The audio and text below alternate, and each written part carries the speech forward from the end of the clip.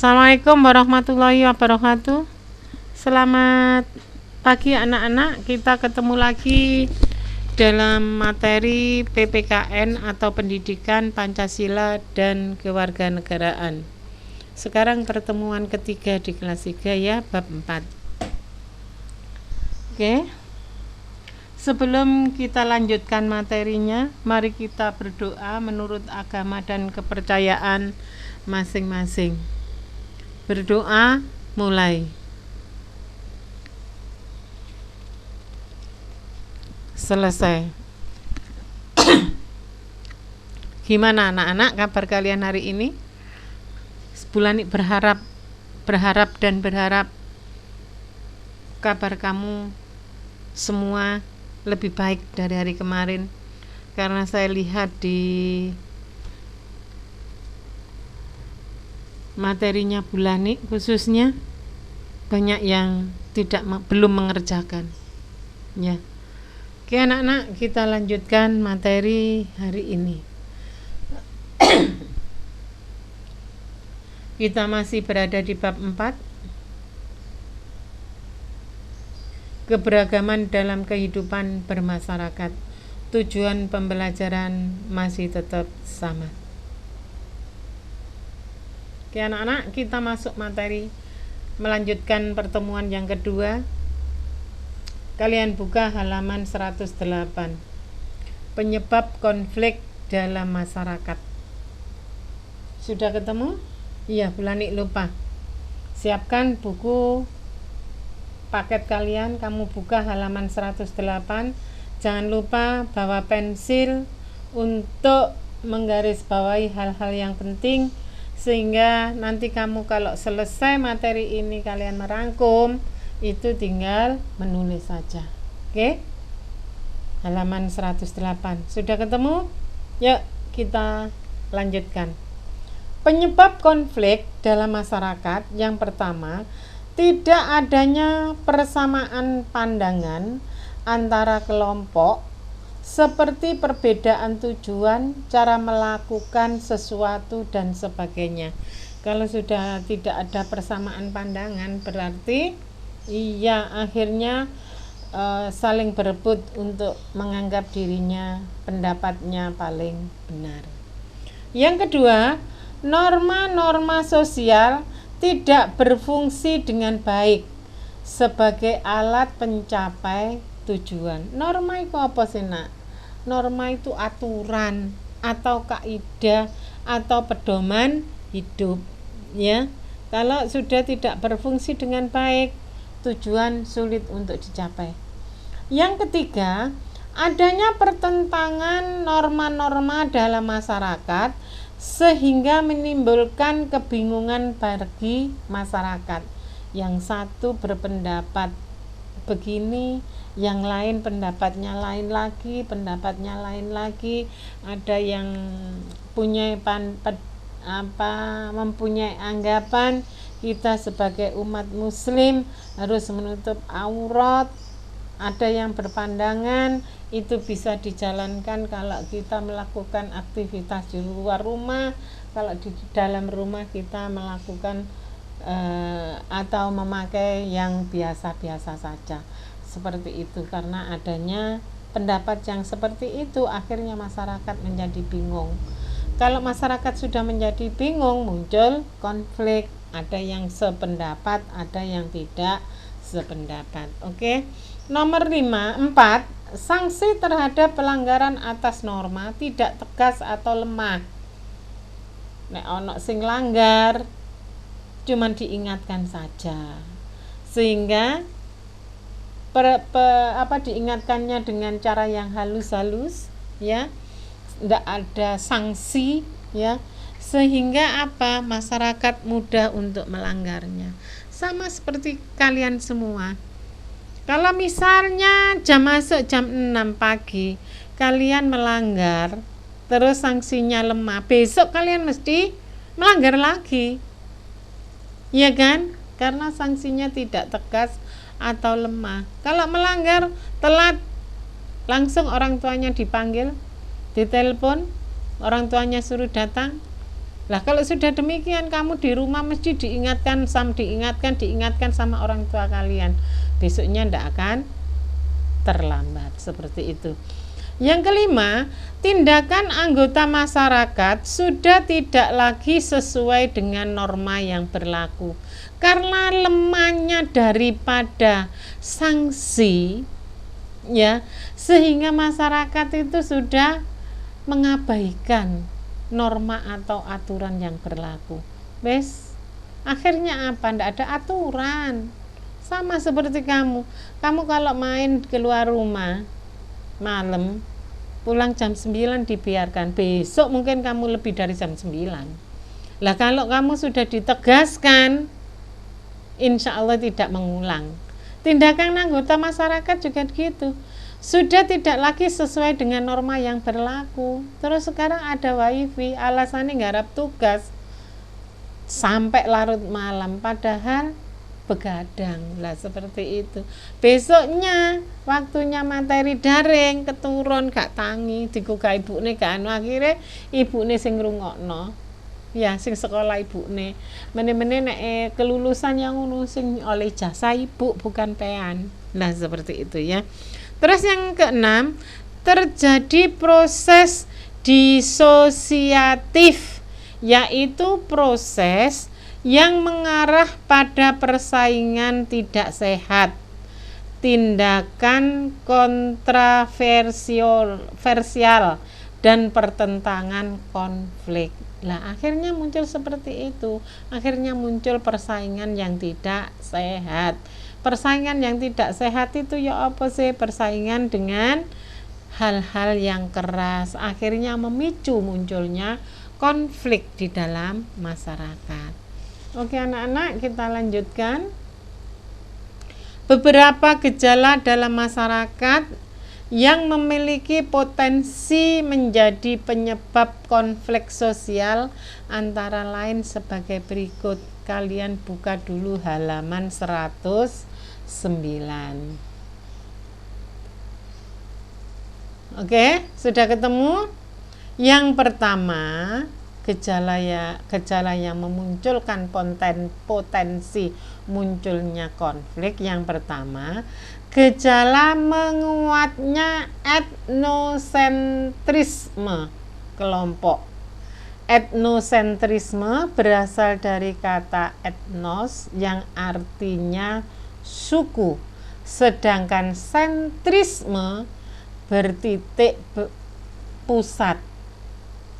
Jadi etnosentrisme memiliki arti perasaan kelompok di mana kelompok merasa dirinya paling baik, paling benar, paling hebat, sehingga mengukur kelompok lain dengan nilai dan norma kelompoknya sendiri. Anggapan pada kelompok bahwa kelompoknya paling bagus, ya, sehingga mengukur kelompok-kelompok lain itu sama seperti dirinya. Sehingga apa?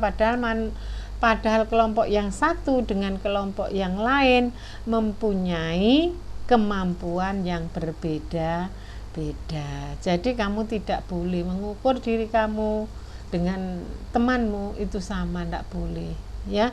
Kenapa? Karena anugerah Tuhan itu pada setiap manusia itu berbeda-beda. Ada yang pinter melukis, ada yang pinter matematika, ada yang pinter bahasa Inggris tapi kurang di pelajaran apa lah seperti itu, nggih. Yang kedua, stereotip terhadap suatu kelompok, yaitu anggapan yang dimiliki terhadap suatu kelompok yang bersifat tidak baik. Misalnya, anggapan bahwa suatu kelompok identik dengan kekerasan, sifat suatu suku yang kasar, dan sebagainya. Stereotip mengakibatkan sikap prasangka terhadap suatu kelompok sesuai dengan anggapan negatif tersebut, ya. Bisa misalnya gini, kamu selamanya berbuat baik, tapi suatu saat kamu berbuat jelek, kamu selamanya dinilai orang itu jelek. Boleh juga seperti itu. Kamu bersifat halus, suatu saat kamu muncul kekasaran kamu karena emosimu yang tinggi, selamanya kamu dinilai orang yang kasar. Lah, seperti itu. Yang ketiga,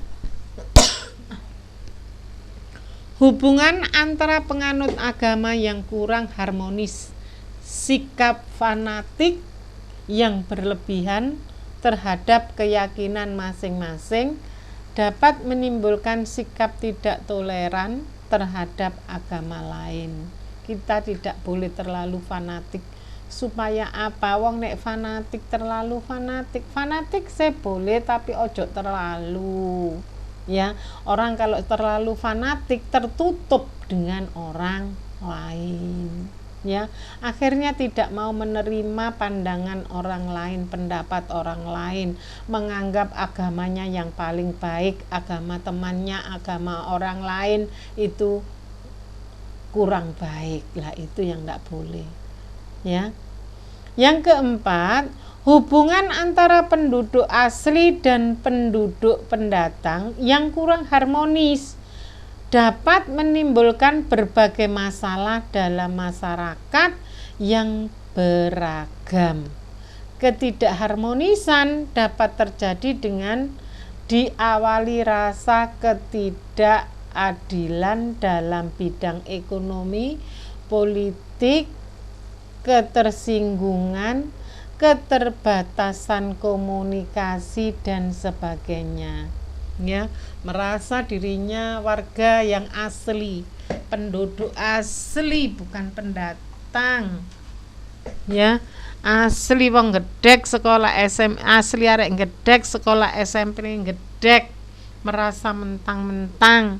Terus sing pendatang arek Prabon, arek Karangeri, arek Pager Loyong, ya, iku dimusuhi sehingga tidak harmonis. Karena apa? Adanya cemburu sosial atau keterbatasan komunikasi, gengsinya tinggi, kate takon dan lain sebagainya. Mungkin juga dalam bidang ekonomi, ya, ekonominya lebih bagus, ekonominya rendah. Wong sing arek sing soge merasa tidak, karena sudah kaya gak gelem gembul ambek anake wong gak duwe. Sing pinter gak gelem, merasa pinter gak gelem berhubungan dengan teman yang di bawahnya. Itu tidak boleh. Itu munculnya beberapa konflik yang ada. Oke, kita lanjutkan. Akibat yang ditimbulkan oleh terjadinya konflik. Yang pertama, perpecahan dalam masyarakat. Kamu lihat halaman 113. Yang kedua, kerugian harta benda dan korban manusia. Yang ketiga, kehancuran nilai-nilai dan norma sosial yang ada. Yang keempat, perubahan kepribadian. Itu kalian bisa baca di halaman 113. Ayo dicari, tak tunggu. Oke, sudah ketemu? Kita lanjutkan. Dampak konflik dalam keberagaman masyarakat Indonesia. Segala sesuatu yang kita lakukan mesti muncul dampak positif dan negatif. Menurut kamu benar, menurut orang lain kurang benar. Lah, mesti ada gitu. Dampak positifnya ada konflik itu apa, Bu? Meningkatkan kecerdasan dalam menghadapi masalah. Karena adanya konflik bisa menyelesaikan masalah. Otomatis tambah pinter. Ya, nek ono permasalahan itu bisa mencari solusi atau jalan keluarnya. Terus yang kedua, menguatkan solidaritas, rasa persatuannya tinggi. Yang ketiga, menjadikan suatu bangsa lebih kuat menghadapi masalah global. Ingat anak-anak, berulang kali kita bicarakan masalah global karena kita sudah masuk di era globalisasi yang sangat luas, tanpa terasa, tanpa kita sadari, ya. Sama sekarang corona juga masalah global, ya, masalah seluruh negara, bukan saja Indonesia. Mergo presidennya Pak Jokowi ku lho. Terus saiki ono corona, ndak, karena corona itu melanda di semua negara di dunia, ya. Makanya itu dikatakan masalah global. Sekarang dampak negatifnya, Nak, perpecahan dalam masyarakat. Otomatis nek wis ana konflik mesti dalam masyarakat itu pecah. Nang keluarga saja juga gitu, nek masyarakat terlalu lebar, terlalu luas, ke keluarga saja perpecahan dalam keluarga itu akan muncul nek ono konflik, nek ono permasalahan yang tidak bisa diambil jalan keluarnya, mesti perpecahan itu ada. Nek nang sekolahan saling tidak menyapa, nang rumah yang saling diam, lah itu nama dampak negatif. Yang kedua, kerugian harta benda dan korban jiwa. Wes jelas itu. Nek ono konflik mesti ada korban harta benda, bahkan kalau luas, kalau parah korban jiwa muncul. Mergo saiki ku wis ndelek pangan angel, akeh sing di PHK, akeh perusahaan-perusahaan yang bangkrut, pilot, ya. Akhirnya apa? Sedikit saja berbicara kalau tidak hati-hati iso muncul konflik. Engko akhirnya nek konflik itu tanpa adanya pembicaraan atau penyelesaian masalah dengan kepala dingin, akhirnya korban jiwa. Nek korban jiwa ya apa, Bu? Akhirnya berhadapan dengan hukum. Sing korban jiwa wis ana sing mati, dihukum, gak iso ketemu anak bojone, gak iso ketemu ibu bapak, karena apa? Iya, karena terbentur faktor ekonomi, adanya konflik. Berikutnya yang keempat, hancurnya nilai-nilai dan norma sosial yang ada. Jarene ngene, ngelakoni ndelek sing halal angel, ndelek sing gak halal angel, apa maneh sing halal wis saonoe. Lah akhirnya apa? Aturan-aturan yang ada itu nilai hancur nilainya, atau wis saonoe karena kondisinya seperti ini, modele aturane gak karu-karuan. Lah seperti itu, ya. Yang berikutnya dampak negatif, perubahan kepribadian. Wong sing meneng, wong sing alus iso dadi brutal dengan adanya konflik. Jarene nek bahasa kamu itu ndodono eleke. Perubahan kepribadian yang biasanya lemah lembut menjadi keras. Lah seperti itu, Nak, dampak positif dan negatif adanya konflik. Oke, sampai di sini dulu materi kelas 9 pertemuan ketiga. Jangan lupa tugas kalian yaitu apa? Iya, merangkum dari halaman berapa tadi? Dari halaman 100 pira mau? 108 ya, sampai selesai, sampai yang sudah saya terangkan. Ya, siap-siap untuk sesegera mungkin mengumpulkan rangkuman dan tugasnya. Ya.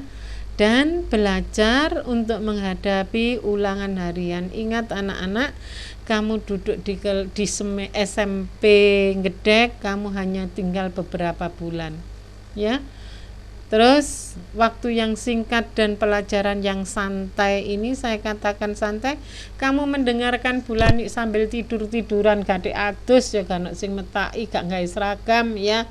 Tolong manfaatkan sebaik mungkin. Saya pesan tugas selesaikan, rangkuman selesaikan, nanti disuruh mengumpulkan oleh wali kelas kalian ya, langsung ditunggu, saya koreksi langsung ditunggu ya, supaya bukunya tidak menumpuk di saya.